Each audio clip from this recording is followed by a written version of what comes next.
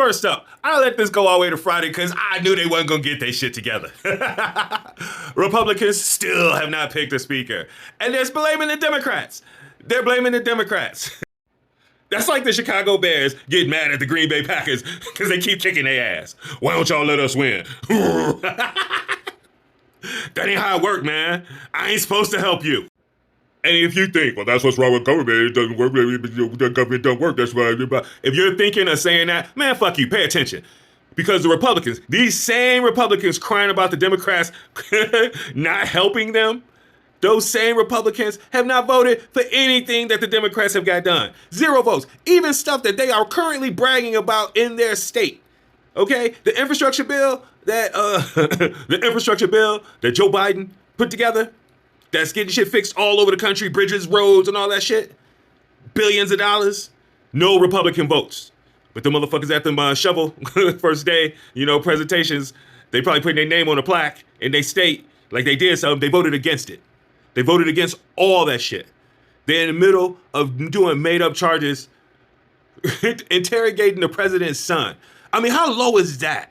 They really going after the president's kid. This nigga a crackhead, and they like, your kid a crackhead, and we gonna make it a national thing. That's fucked up, man. That's just fucked up. Like, what kind of, and they supposed to be the Christians. But that's even, anyway.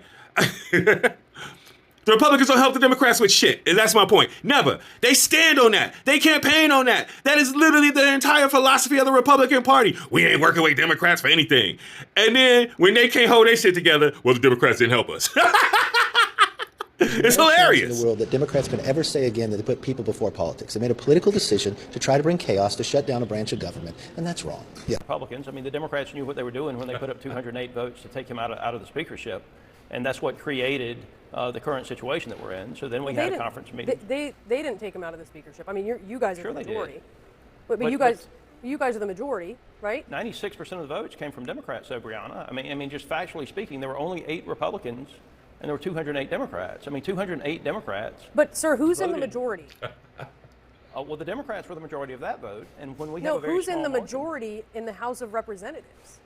The Republicans are in the majority, but the Democrats provided the majority of the votes to take Kevin McCarthy out of the speakership. In fact, they provided 96% of the votes. Republicans provided the key votes. They're in the majority. They can provide enough votes, obviously, to put a Republican speaker. Like, even right now, in this very moment, while you're watching this, all right, there is a group of Republicans and Democrats trying to work together behind the scenes to elect somebody more moderate of the Republicans so the Republicans can still have control. I'm putting, control. My hands don't work on there. I'm putting quotation marks on that. Can you put that up? Yeah, control. And they save a little bit of face, and basically the people's business can get done. And the Republican response to that, literally Jim Jordan's response to that was, we can't work with the Democrats. That's not what the American people want. Going to go through. So until we get a speaker, we got to have a speaker, and it can't be some deal with the Democrats. I mean, American people don't want that. They elect Republicans in a majority, small majority. I get it, but we got 200 votes in the first ballot. I think that maybe. Now we have a speaker that's been kicked out, and Matt Gaetz has been blamed for it. But let me be clear: there is plenty of blame to go around to all of the Republicans. But it's the Democrats' fault for not working with them to keep Kevin McCarthy as speaker, and it's the Democrats' fault that these mugs who created a trap door for the speaker, it didn't exist before them. They created it, used it, and can't vote another speaker. It's the Democrats' fault. America, man, I don't know how many people go watch my show, but please, man, this is the reason to share this fucking show. Because people need to understand that's what's happening right now in our government. That's what the one side is. That's how confused and horrible they are, man. It's like, hey, I believe government could do better, but at least they got to try to do something. These motherfuckers can't even vote on their own people. How are they supposed to vote on stuff to help us? Moving on.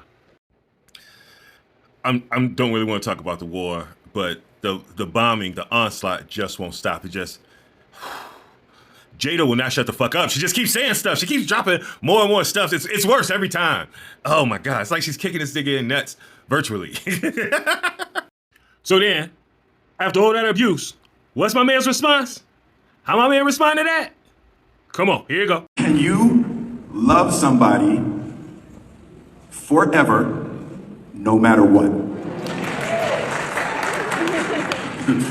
Or boy was like, I saw you, man. I saw your face.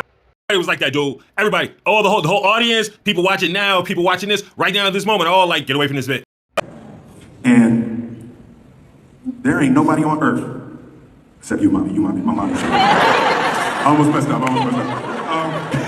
You, mom. Nobody showed up for me more than you, mom. Jade is the best friend I have ever had on this planet. And I am going to show up for her and support her for the rest of my life.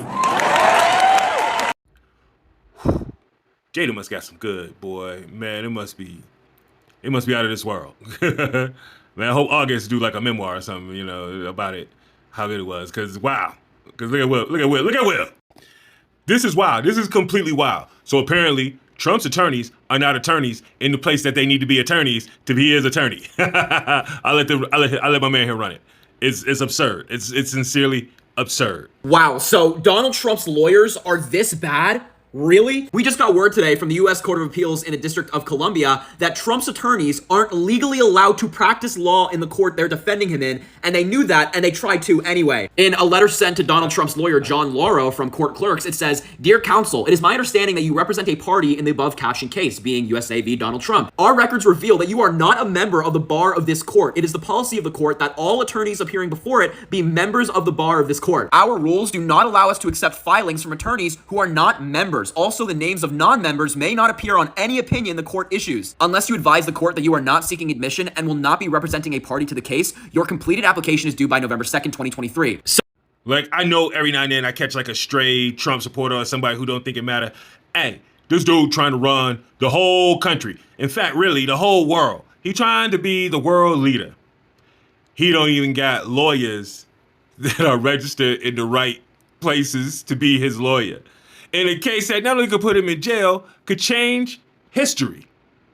He ain't got the right lawyers. Like with the level of legal shit that this dude has going on, and considering he always talking about how smart he is and how he's the best people and how brilliant he was and all this stuff, that don't seem brilliant. That don't seem like what brilliant look like, man. Hey, it's Friday. You thought I forgot? Flowers for the Friday. Flowers for the Family Friday. It's hard to say. Don't be giving me shit about it. Anyway, hey, one of my favorites from day one. I remember I'm old enough to be around when a lot of this stuff was brand new or newish. A lot newer than it is now. Before it was sampled in your favorite hip hop artist or your favorite jam for whatever. Parliament.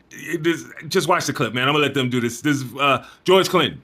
Flowers for the Family Friday is for George Clinton. Get loose. Come on, George. Tell them about yourself. We was singing a cappella in the barbershop. All of us got into the doo-wop. You know, the Spaniards, the Cadillacs, all those different people who be playing at the Apollo. I used to go in and sweep the floor, and dance and sing with them.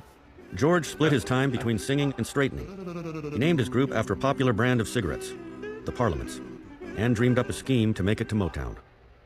I came into Cash of Money. It was $1,200,000 of counterfeit 20s we bought from some kids. We used to take the 20s, put them in coffee, get them dark and ball them up so they look like they was used when they dry. That was how I was able to pay my way into the studio. He offered his musicians and engineers $200 in cash or $1,000 in counterfeit. That's how we cut records for the Parliaments. George left Plainfield for Detroit and Hitsville, USA, Motown, and he took the Parliaments with him. We drove out there in a raggedy Pontiac right up to the boulevard, parked in front of Motown, and watched everybody go in that morning. You know, that's the Miracles, that's the Four Tops. Oh, that's Diana, every one of them. We watched the Supremes come in there, the Temptations. So we go in for an audition. They told us we was too ugly. From those humble beginnings, the iconic band leader did not give up. In fact, he went on to create one of the dopest songs in history. It's one of the most iconic songs ever. You definitely heard it before, but you may not have heard this story. Check this out. We had a device called the Man in the Box, which is a drum machine. The beat that I chose that day was a very steady, simple beat, to use. So we told Mike the engineer, said, "Hey man, flip the tape over. Let's see what it sounds like." Flip the tape over and hit play, and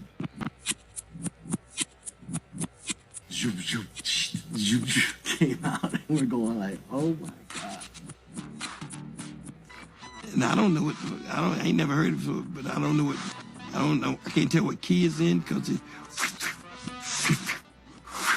it's all, so I'm trying to play it off like I knew what the fuck was happening. And he just hollered all through the song.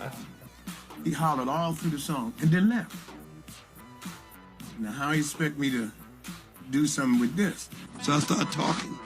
This is the story of famous dogs. Why must I feel like that? Why must I chase the cat? Real atonal. Ain't committing to no key or nothing. That's incredible. And that's today's show. We appreciate all the views. We're getting them. They're moving up.